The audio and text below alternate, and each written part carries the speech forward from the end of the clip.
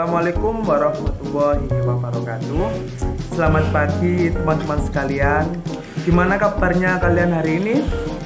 Semoga kalian di rumah baik-baik saja dan semoga Allah memberikan kita kesehatan di masa pandemi COVID-19 ini yang makin parah. Baik, kali ini Bapak akan menjelaskan mengenai teks anekdot. Sebelum masuk ke teks anekdot, apakah kalian tahu apa itu teks anekdot? Baik, sebelum masuk ke teks anekdot, Bapak akan memberikan sedikit cerita tentang teks anekdot. Contoh teks anekdot dengan judul Padahal Sama-sama Maling.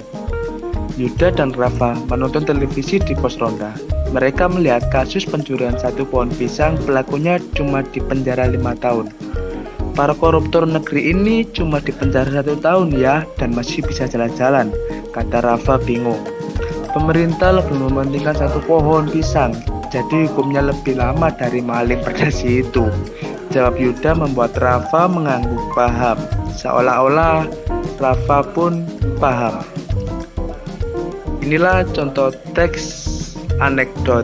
Di dalam teks anekdot ini banyak sekali sindiran-sindiran yang mana tujuannya bukan hanya menyindir tapi juga dapat pelajarannya di dalam teks anekdot tersebut. Kompetensi dasar dan indikator. Kompetensi dasar 3.6 menganalisis struktur dan bahasa teks anekdot.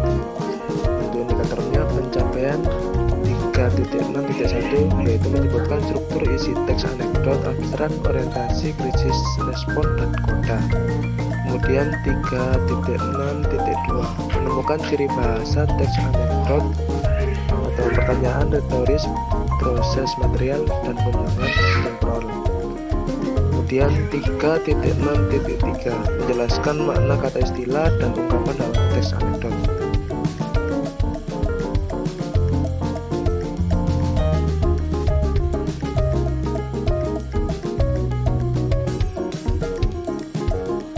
Kompetensi dasar yang kedua yaitu 4.6 menciptakan kembali teks anekdot dengan memperhatikan struktur dan bahasaan baik lisan maupun tulis.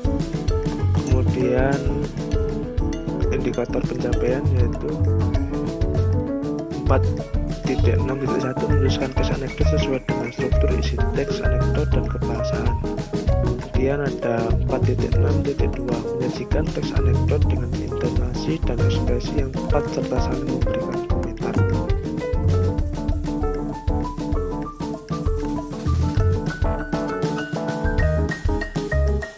Jadi teks anekdot yaitu teks yang berbentuk cerita yang di dalamnya mengandung humor sekaligus kritik karena berisi anekdot sering bersumber dari kisah aktual. Itulah yang dinamakan teks anekdot. Fungsi teks anekdot sendiri yaitu berfungsi untuk menyampaikan sebuah cerita, baik fiksi maupun non-fiksi, sehingga pembaca seolah-olah menyaksikan peristiwa yang ada di dalam cerita tersebut. Bukan hanya itu, di dalam teks anekdot juga terdapat unsur-unsur yang tidak bisa dibandingkan dengan cerita lainnya. Antara lainnya yaitu mengandung unsur humor ataupun unsur lucu. Di dalam teks anekdot juga terdapat struktur teks anekdot. Di antaranya atraksi, ada juga orientasi dan krisis komunikasi, dan juga ada reaksi, dan juga ada struktur koda. Ada abstraksi. Abstraksi merupakan pendahuluan yang menyatakan latar belakang atau gambaran umum tentang isi. Struktur orientasi yaitu bagian cerita yang mengarah pada terjadinya suatu krisis, konflik, atau peristiwa utama, dan pada bagian ini yang menjadi penyebab terjadinya krisis. Struktur krisis atau komplikasi, bagian dari inti peristiwa suatu anekdot. Pada bagian ini adanya kekonyolan yang menggelitik dan menyandung tawa. Berikutnya ada struktur koda, penutupan atau kesimpulan sebagai pertanda berakhirnya cerita di dalamnya. Terdapat berupa persetujuan komentar ataupun penjelasan atas maksud cerita tersebut. Struktur koda, terdapat tanda-tanda koda. yaitu sebagai berikut. Yang pertama, seperti itulah, akhirnya, dan demikianlah. Itulah tanda-tanda koda di dalam struktur teks anekdot. Oh iya teman-teman, keberadaan koda ini bersifat opsional ya. Boleh ada, boleh tidak. Jadi keberadaan koda ini juga tidak mempengaruhi teks anekdot. Apabila ada juga tidak apa-apa, bila tidak ada juga tidak apa-apa teman-teman. Jadi begitu. Di dalam teks anekdot akan membentuk sebuah diagram, yaitu seperti contoh gambar diagram di atas, yaitu berupa diagram yang menggambarkan seperti gunung. Dan di dalamnya krisis adalah puncak dari semua ceritanya. Berikut contoh teks anekdot yang berjudul sampah banjir.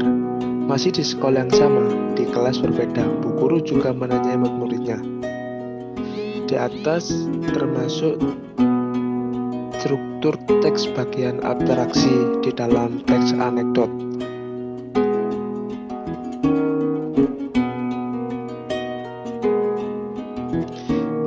Kemudian bu guru bertanya kepada murid-murid, anak-anak, sebutkan salah satu problem pemerintahan yang paling sering kita jumpai dalam berita.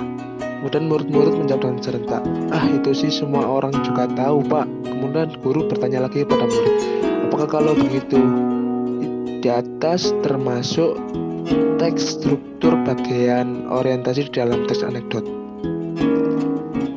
Kemudian murid-murid menjawab, problemnya ya cuma kebanjiran pak. Kemudian guru bertanya lagi kepada murid, bagus sekali, sebutkan daerah mana yang paling sering banjir. Nah, di dalam ini termasuk struktur krisis di dalam teks anekdot. Kemudian murid-murid menjawab, gedung DPR pak, dengan lantangnya. Kemudian guru bertanya lagi kepada murid, loh kok bisa? Sambil guru bergeleng-geleng menggaruk kepalanya. Di atas termasuk struktur reaksi di dalam teks anekdot. Kemudian murid menjawab, banjir masalah gara-gara kebanyakan sampah yang duduk di sana pak, kata si murid. Serentak satu kelas tertawa melihat jawaban murid-murid itu.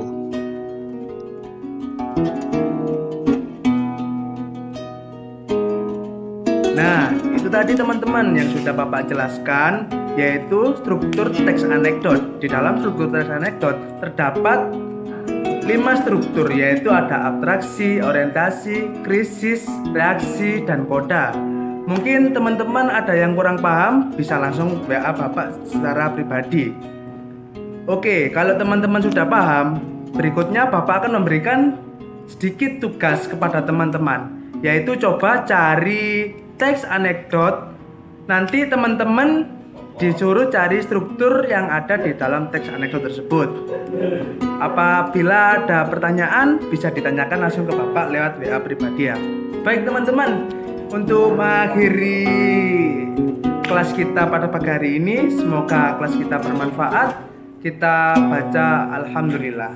Alhamdulillahirabbil alamin. Baik teman-teman, kita berdoa semoga pandemi cepat berlalu, kita bisa ketemu lagi di dalam kelas yang sangat ceria. Baik, ada salah kata dari Bapak, mohon maaf. Assalamualaikum warahmatullahi wabarakatuh.